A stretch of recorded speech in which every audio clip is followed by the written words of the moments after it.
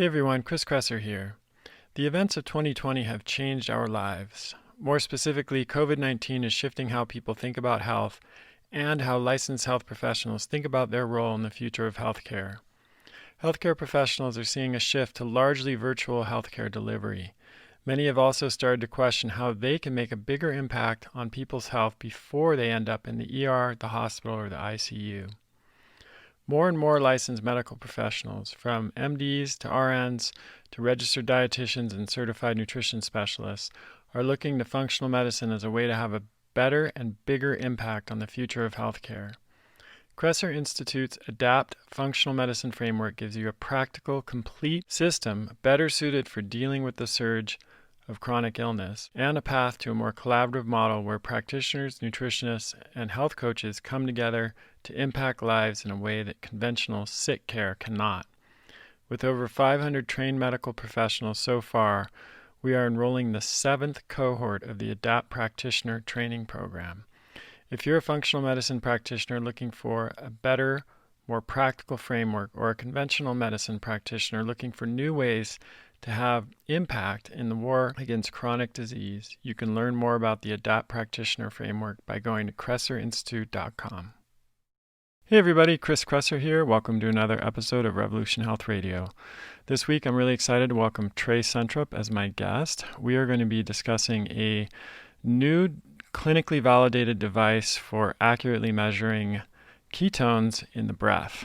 I'm really excited about this device, which is called BioSense, because as a clinician who uses ketogenic diets therapeutically with my patients, it has always been a challenge to get accurate ketone measurements. There are various methods to do this on the market, from urine test strips to other breath devices to blood ketone measuring devices, but they all have issues and for various reasons have not been very practical or helpful. So using this device, BioSense, with my patients, I use it myself, and I want to tell you a little bit more about it because I know many listeners are interested in ketogenic or lower carbohydrate diets. Trey has a background as a researcher and a product engineer and has a PhD in physics and electrical engineering from UC Santa Barbara. And is really knowledgeable on this topic, and I think you're really going to enjoy this podcast. So without further ado, let's dive in. Trey, welcome to Revolution Health Radio. Chris, thank you so much for having me. I've been looking forward to this because, as you know, I've been using the BioSense device to measure ketones in my practice for some time, and it's been a game changer for me as a clinician because that really hasn't been easy to do. I mean, it's kind of surprising given the popularity of the ketogenic diet, but all of the prior existing methods of measuring nutritional ketosis for people who are doing it lacked something or something else. So before we dive into what makes this device such a game changer, let's just do a brief review of the basics for folks that might be a little bit less familiar with nutritional ketosis and the ketogenic diet. So, what is nutritional ketosis, just at a high level? And, I can talk a little bit about some of the clinical applications that I use in my practice. Yeah, absolutely. So, normally, in modern times with the standard American diets that we eat, we're eating a lot of carbohydrate. And what that means is that there's a lot of glucose in your blood. So, there's two primary fuel sources for the body. You can either be fueled by glucose primarily or fat primarily. And it depends on the macronutrient content in your diet, which of those is the primary fuel source for you. So, like I said, normally in modern standard American diets, there's a lot of carbohydrates. So you're primarily fueled by glucose and carbohydrate. Ketosis is when your primary fuel source switches from carbohydrate or glucose to primarily free fatty acids. And those are metabolized in your liver. And one of the byproducts of that metabolism in the liver are these ketone bodies. These ketone bodies are released into your blood where they can serve as an alternative metabolic substrate to glucose. So, nutritional ketosis is really, we speak of it as kind of this very sharp transition. And in truth, it's kind of a gradual transition that occurs over, we'll talk about units later, but several millimolar, tenths of millimolars in your blood, where you switch from primarily glucose metabolism to primarily fat metabolism. And ketones can be used by all cells in the body, but they are particularly um, liked, we could say, I guess, by the brain and the heart, right? Yeah, that's absolutely right. So it turns out that fatty acids directly cannot cross the blood-brain barrier. And that's the reason that the brain cannot metabolize fatty acids directly. So ketones are really necessary when you're in this ketogenic state, when you have a deficit of glucose in your blood. Ketones are really required to fuel the brain, particularly, and also they're finding the heart. That's absolutely right. Hmm. So this definitely sheds light on some of the clinical applications of a ketogenic diet. You know, many people first hear about it for weight loss and metabolic health. So, you know, if somebody has type 2 diabetes, for example, or prediabetes, metabolic syndrome, a ketogenic diet can help tremendously with weight loss, and it can also help to normalize blood sugar and insulin sensitivity, and reduce blood pressure. There are a lot of good data on this now. We've covered it ad nauseum in lots of different contexts, and I've spoken about it on Joe Rogan's show numerous times. So I'm not going to belabor the point here, but plenty of research now supporting ketogenic diet as a weight loss intervention, and to improve metabolic health. And we of course now have companies like Virta Health that are actively employing this strategy in the consumer and corporate market to help people lose weight and reverse metabolic issues, which is probably the number one chronic health problem that we face in this country. So I think that's how many people become familiar with ketogenic diet. But then, of course, there are other clinical applications that are more directly related to the role of ketones in the brain and the nervous system, which include things like Parkinson's, traumatic brain injury, or epilepsy, certainly both in kids and adults. It's been a game changer for treatment refractory epilepsy for kids, allowing them to get off medications which can have horrible side effects. It can be used in cognitive disorders like dementia and Alzheimer's. Apollo Health, which is Dale Bredesen's clinic, is actively exploring using ketogenic diets for that purpose. There's been research on nutritional ketosis has been beneficial for migraines, which can also be a really debilitating condition. And I think we're just really kind of scratching the surface, actually, on what some of the therapeutic applications for nutritional ketosis might be. But all along the way, one of the biggest challenges has been not just in the outpatient setting where people are doing ketogenic diets on their own and trying to figure out if they're in ketosis, but even in research settings, where studies are being performed to determine the impacts of nutritional ketosis, there's been a real challenge with how to even know whether you're in ketosis. So let's talk about the available measuring devices, or the ones that have been available historically, and then what some of the challenges have been with those existing technologies. Yeah, Chris, do you mind if I say one more thing about the different Not at treat all. the different ways that nutritional ketosis is being used to treat certain diseases? One thing that's really fascinating is I think everybody understands and recognizes now, or at least there's a growing understanding of how important nutrition and lifestyle is to health. I think that's like a basic truth that everybody appreciates.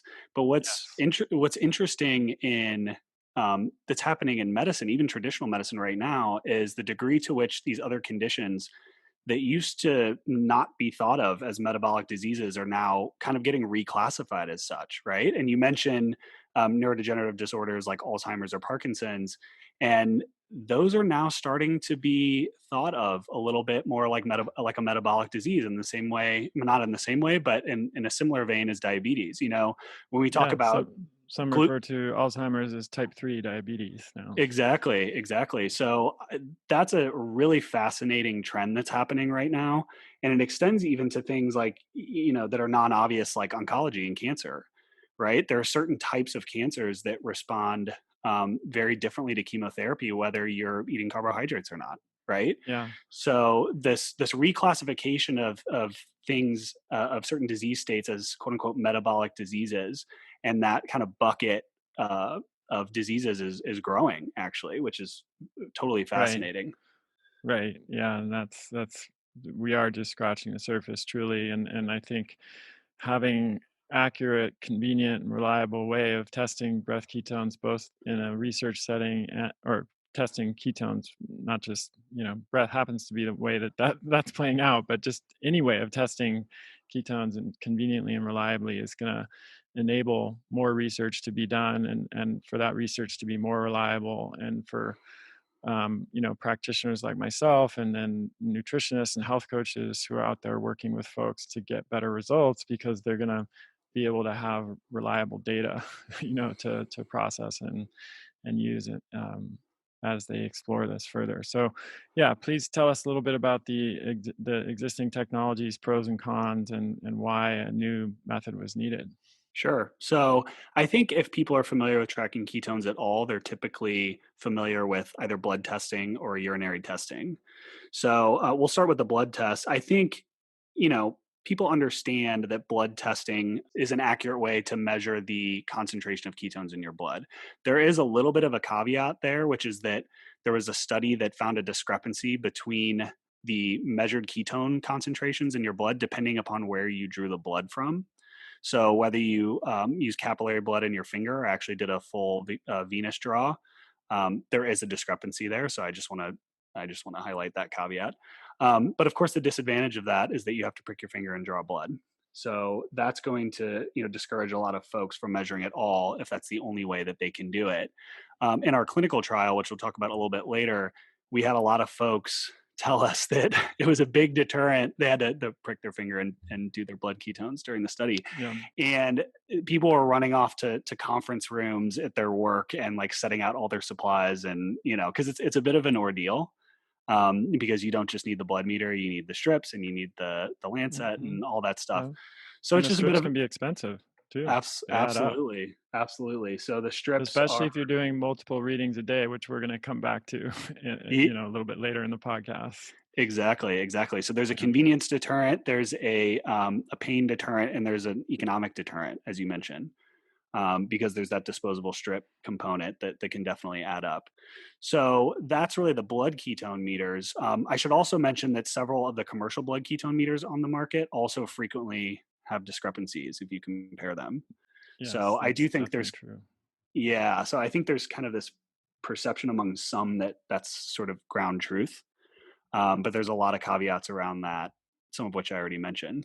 So that's blood ketones. Urinary ketones are interesting because they're not as invasive, obviously. Of course, they're still not super convenient because you have to run off to the bathroom anytime you want to do a measurement. And also, they're really not precise. So they provide you really with a range of ketone values, and even that range is a bit suspect. So one effect that people who have done the ketogenic diet have noticed is that, think of urinary ketones as kind of the excess ketones that your body is excreting, right? It's sort of unused, unneeded ketones. And at the beginning, when you first start a ketogenic diet, you first start carbohydrate restriction, you are dumping a lot of those ketones into your urine. So your urinary ketones go up. But after your body gets used to using ketones and is more efficient with the production and utilization of those ketones, your urinary ketones actually drop. So your body doesn't need to excrete them because it's essentially gotten better at titrating the supply and demand of ketones in the blood. So it's just not dumping as many in the urine. So a lot of folks see their urinary ketones drop after several weeks of carbohydrate restriction. But the truth is, you're still in ketosis. It's just your urine strips tell you otherwise. The other issues there are that urinary ketone levels are really influenced by things like the level of hydration, how long the urine's been in the bladder, stuff like that. So I think that combined with the fact that it's kind of the excess or unused ketones makes it less useful, particularly for a clinical setting where you really want that clinical grade accuracy. What about some of the other breath devices that exist on the market, like Lumen, that have kind of gained traction? Are those actually measuring ketones accurately? So let's bracket Lumen for a second. The legacy devices, breath ketone meters, most of them are really, you see a lot of these, they're pretty cheap devices that you can buy on Amazon. They're really just repurposed alcohol sensors. So the types of devices that law enforcement uses when they pull someone over, right? There is some, in a lot of these sensors, there's cross sensitivity between alcohol and the breath ketone, which is acetone.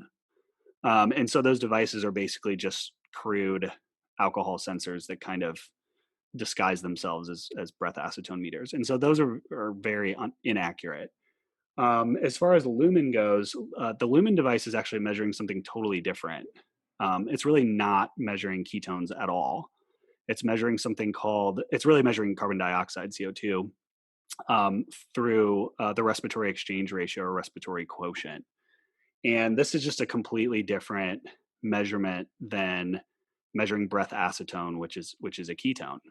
So respiratory quotient can give you a sense of whether you're primarily burning carbohydrate or you're starting to burn fat. But it's actually very difficult to accurately measure that in a portable device. So normally respiratory exchange ratios are measured using these big metabolic carts in a laboratory setting. And they have folks, lay down for 30 minutes beforehand. And there's a whole lot of caveats to that measurement. And it's actually very difficult to do in a portable device. I will say that the other primary difference here, because you're measuring carbon dioxide and you're not actually directly measuring a ketone, is that the range over which the Lumen device works is much, much smaller than the BioSense device, which is our device.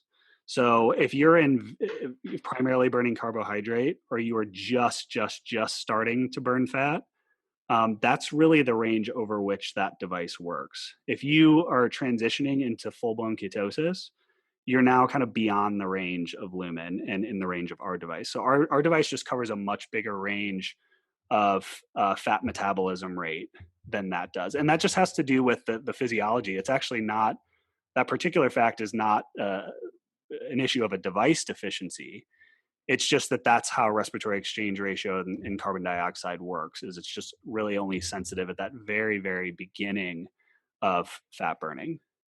Right. So you have the issue that the more you get into the desirable physiological state of nutritional ketosis, the less accurate that measurement method is going to be. Yeah, it's essentially going to flatten out.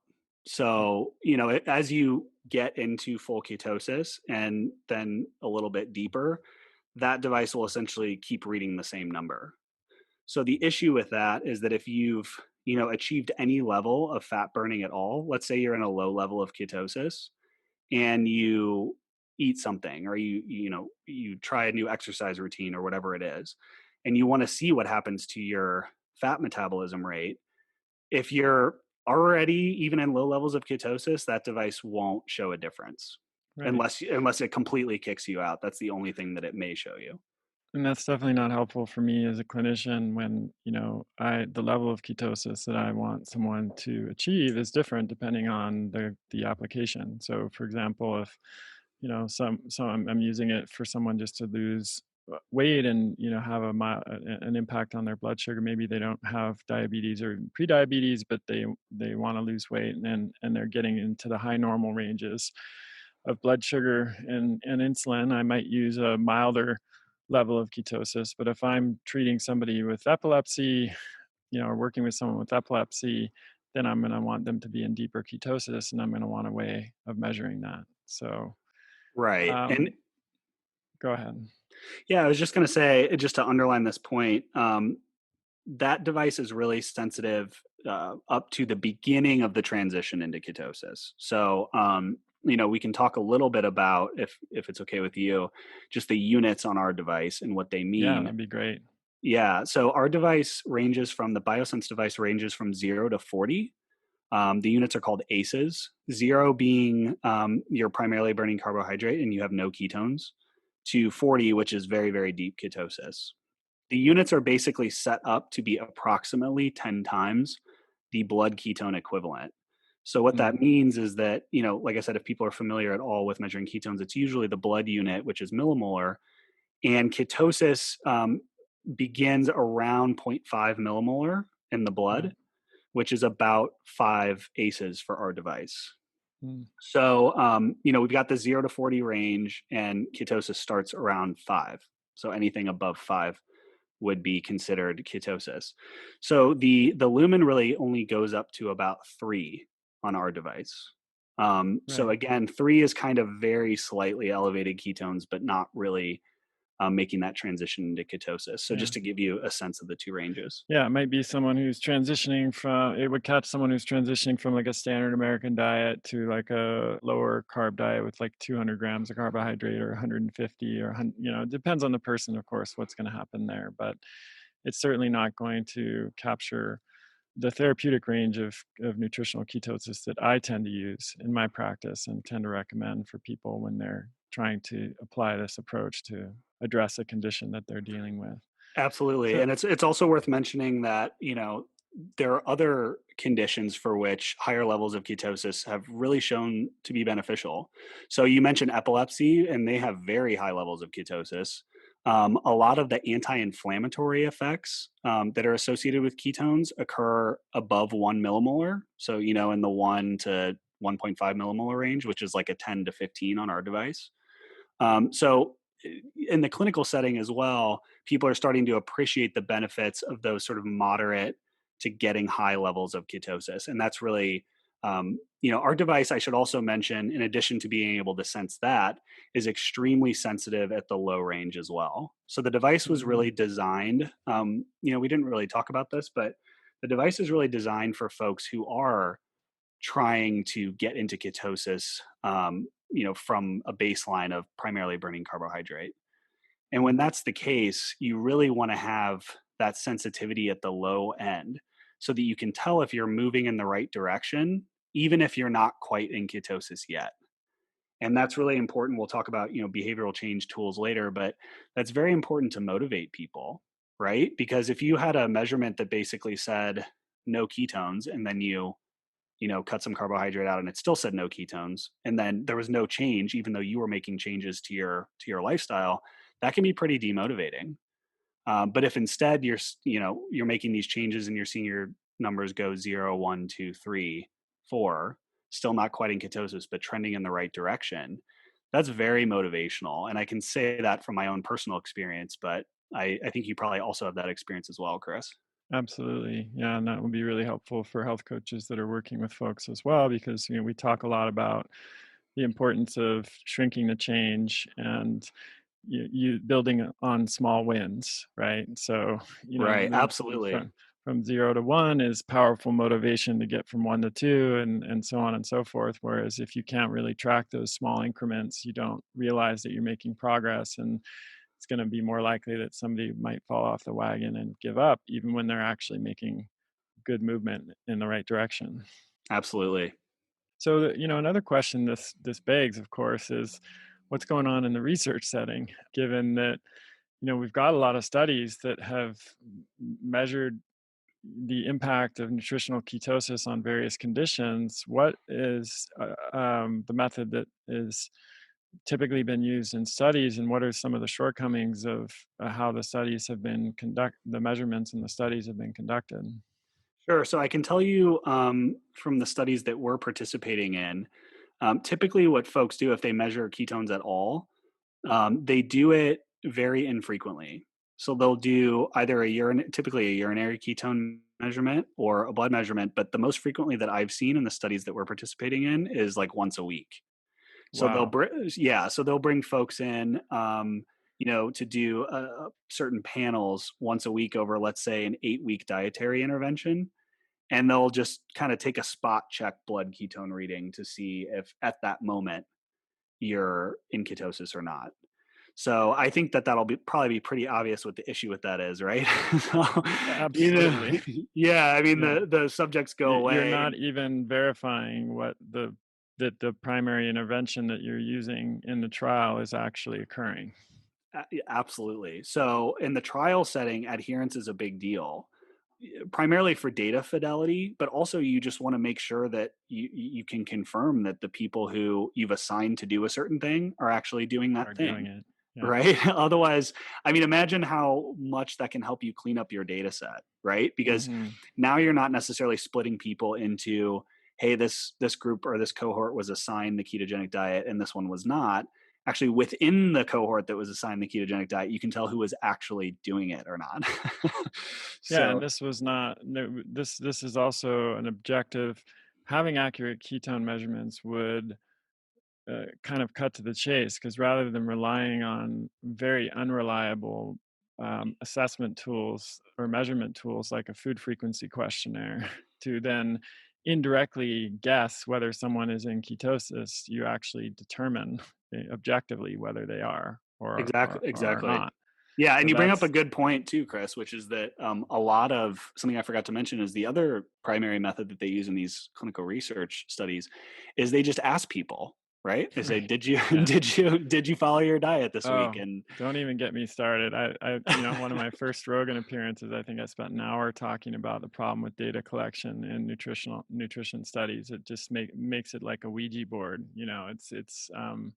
It's highly problematic, and lots of renowned epidemiologists have criticized this as the probably the major shortcoming of nutritional science. But having this device that can accurately measure ketones would really, like I said, it would just completely short circuit that whole problem, because you're measuring the outcome, that's the desired state, not just guessing at it because from what people eat, which of course will vary. I mean, everybody I think listening to this knows, we've talked about ketosis before, that you can't just assign a diet that's the same for everybody. Even if every 10 people ate exactly the same thing, you'd see differing levels of ketones because it's not just dependent on the food that someone eats, it's how they metabolize that food, right?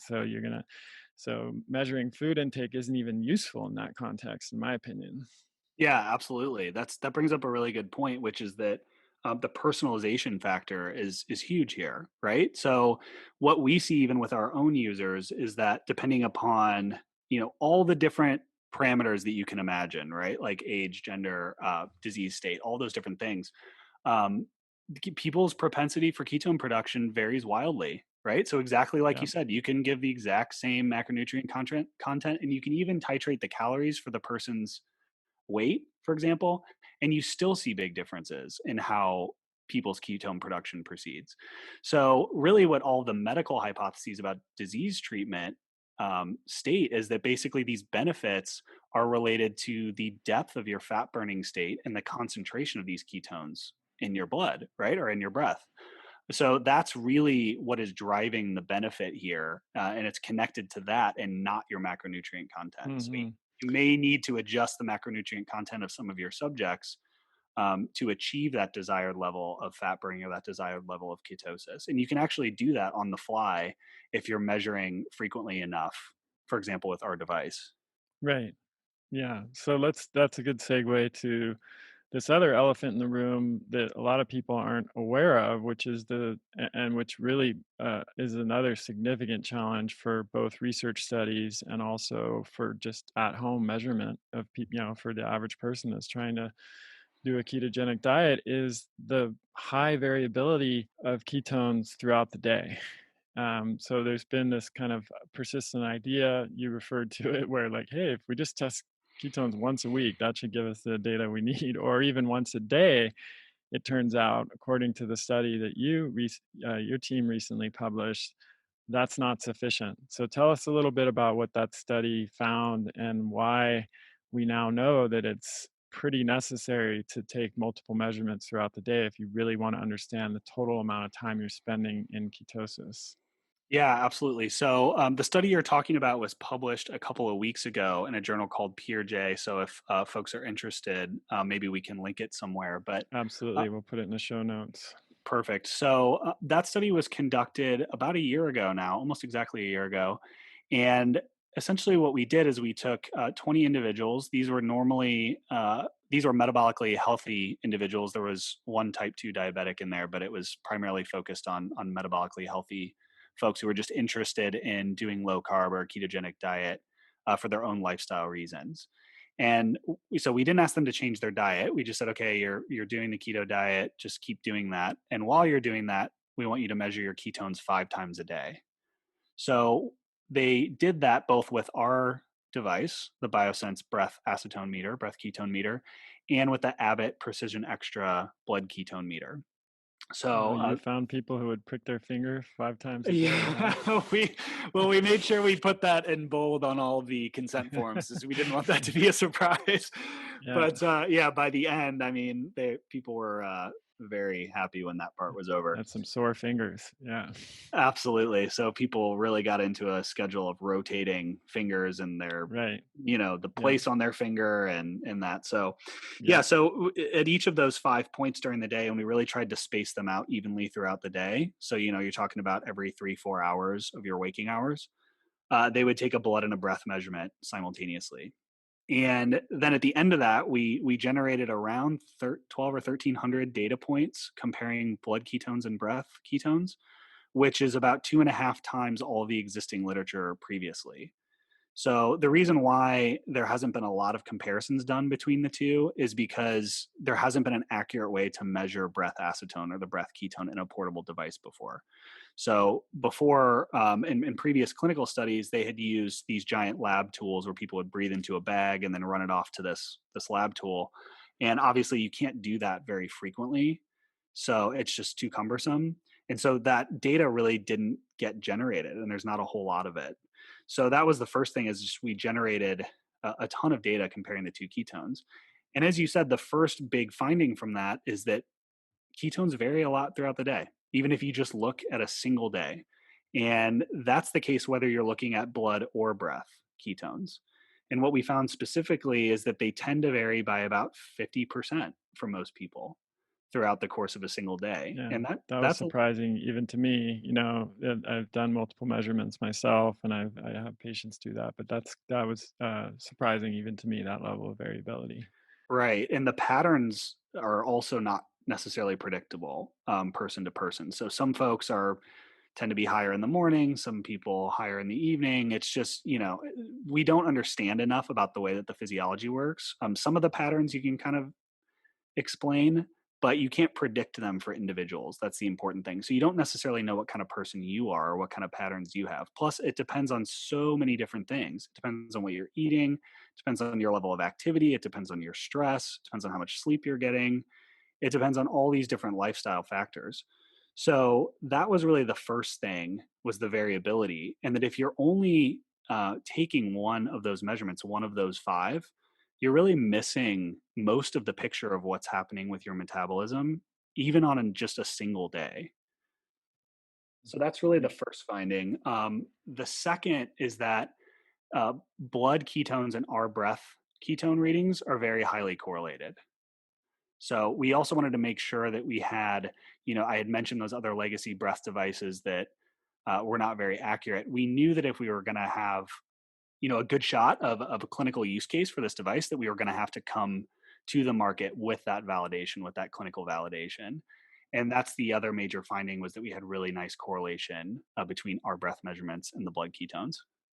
Yeah, I mean, this is such a game changer for all of the reasons that we're talking about. Like, you go from not being able to accurately or conveniently assess ketone levels for a research study or for somebody following, a ketogenic diet at home for several different reasons. Sometimes because the technology is just not accurate if someone's using a device that doesn't actually measure ketones like Lumen, or if it's possible, theoretically, to get fairly accurate readings using like a blood ketone measurement device, but the compliance is going to be horribly low because people aren't going to take the 3 to 5 measurements a day that they need to take to really know how much time they're spending in ketosis, either because they don't want to prick their finger that often or because they don't want to pay a fortune in ketone test strips, which are much more expensive than glucose test strips that you would use in a glucometer, by the way, to Right. being able to simply just blow into a device. And what we haven't talked about yet is the other kind of factors that make BioSense so much more accessible and easy to use for clinicians like me is the reporting and the app that goes along with it. So it's not just that you blow on the device and you see the reading on the device itself, but you can actually look at historical measurements and trends and all of that. And I know you've been working on the app a lot. So tell us a little bit about how that works. Yeah, absolutely. So the first point is that the device does have a screen on it. So to just take a single measurement and see where you're at, um, you can use the app or not for a single measurement, right? And that was very important to us because we wanted to make sure that you weren't forced to have your phone in one hand and the device in the other hand, so that you didn't necessarily have to have a connection. You know, you could take it with you anywhere and just pull it out and take a measurement. So the app, you can either sync live or you can sync the data points later. So if you want to just, take your device off into the woods with you one day and not bring your phone, you can come back at the end of the day and just sync all of your measurements at once. So the syncing is done via Bluetooth. The device is Bluetooth connected to a mobile app. And as you say, there's all kinds of things you can see in the app. So there are different screens that tell you the trends of your ketones over different time periods. So you can see, what did my ketones do today? What did my ketones do this week? What did they do this month and year? So any time period that is interesting to you, you can look at, and then if you want to drill down in more detail, you can. It will tell you things like what your averages are, right? So maybe you mentioned coaching earlier, Chris. If you've got people that you're coaching or folks that you're coaching, and you can look at their week view and say, oh, okay, you did great on Sunday, Monday, but what happened Tuesday? It can just give you kind of a summary of just that day. So, really, any level of granularity that's useful for either you as a user or you as a provider, you can see in the app.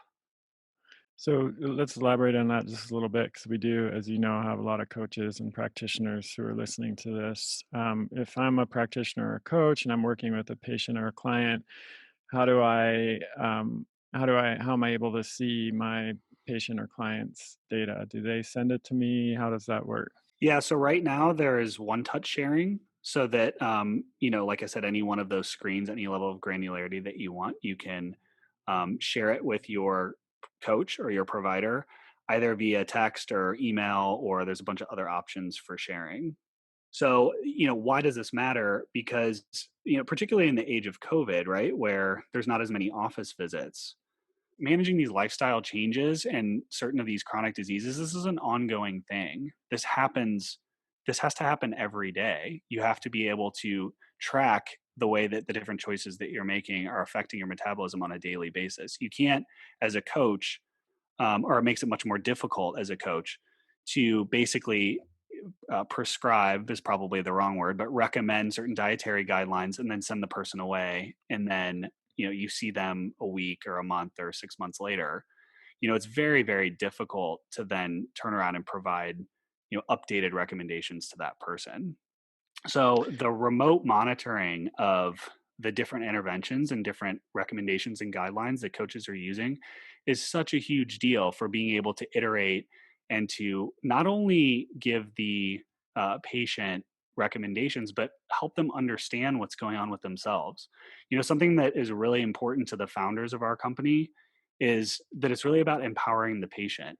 It's about empowering the individual with knowledge about their own particular metabolism in such a way that eventually they can make their own decisions because they understand how these different factors affect their metabolism. So yeah, that feedback between what the coach is telling the patient to do and then how that's affecting their metabolism is so important to achieving outcomes, to achieving healthier, more productive people.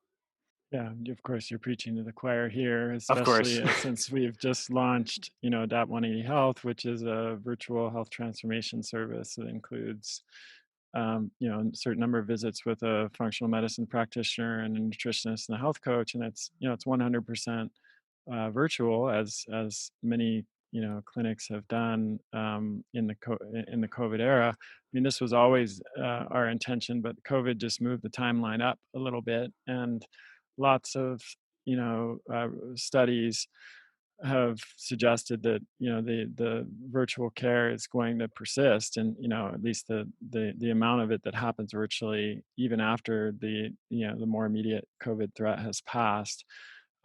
People have already experienced it, the convenience of it, and they're not likely to want to go back to having to go to the doctor's office just for something simple that could be easily handled and in some cases more effectively handled virtually. So the Right. need for these kinds of at-home digital therapeutics and and measurements, from being able to measure your blood ketones to be able to getting a simple vitamin D measurement to measuring your body mass index or things like that, or I think this field is really going to take off, and BioSense is definitely playing a big role in terms of nutritional ketosis and metabolic disorders.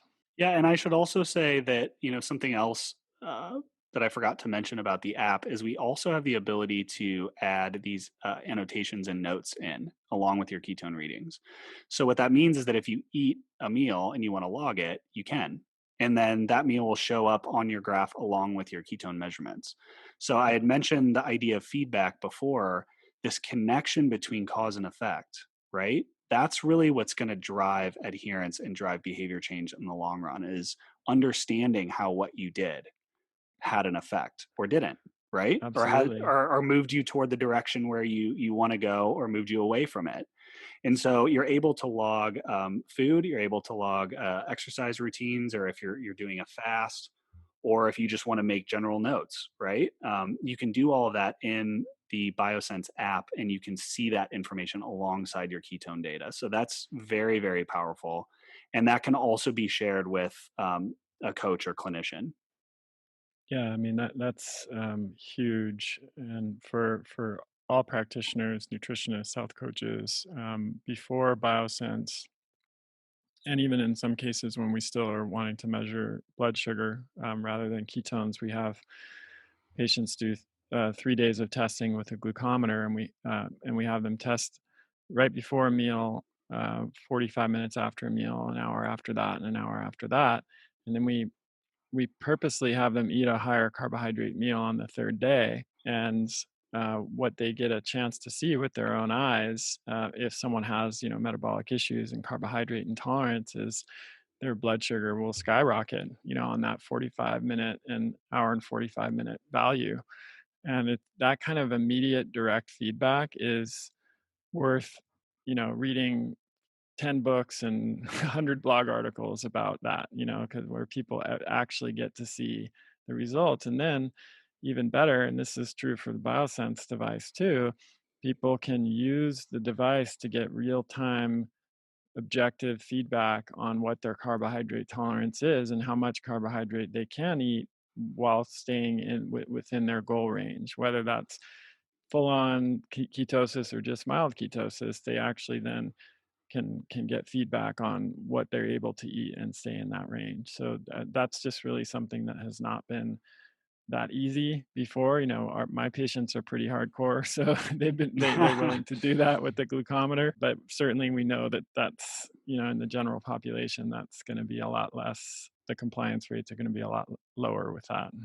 Right. And those types of patterns are just impossible to predict without actually Hmm. measuring, right? There's just They no are, way you can yeah, say what effect something is going to have on you in particular. Because as you said, two different people do the exact same thing, the responses look yeah. totally different. So, Yeah, and we didn't really get into this, but there are other non-dietary factors that affect ketone production, like strenuous exercise, for example. So, hmm hmm that makes it even harder to just guesstimate, because there's multiple factors that are all interacting in sometimes unpredictable ways. So even if you eat the same thing exactly on two consecutive days, you might end up with differing levels of ketone production depending on those other contributing factors. yeah, it's interesting. We've actually had a user write into us once who was asking about why their ketone, they kind of described what they'd been doing, and their ketones had dropped from one week to the next, and they couldn't quite figure out why. And after a couple rounds of questions, what we figured out is that the person actually had a huge presentation coming up and they were stressed, Yep. and stress Yep. and elevated cortisol. Cortisol, blood Yep. sugar goes up. There you Yeah. go. There you go. So, Yeah. and it's something that that person had never even considered before, but it's just another one of those factors. Or similarly, poor night of sleep that can affect cortisol levels and blood sugar. We've seen that in lots of studies. So, yeah, Right. lots of factors, and probably some that we don't even fully understand yet. So that's another value of having this more objective data. Yeah, you're Well, absolutely Trey, right. thanks so much for coming on the show. And folks who are out there who are interested in ketosis and want to be able to get more accurate measurement, how do they get their hands on one of these devices? And before you mention that, I just, as always, am very transparent about my relationships, and I am on the advisory board of Readout Health, which is the parent company for BioSense. And as I have told you all listeners many times, I only invest in or advise companies that I believe in and whose products I use myself or in the clinic.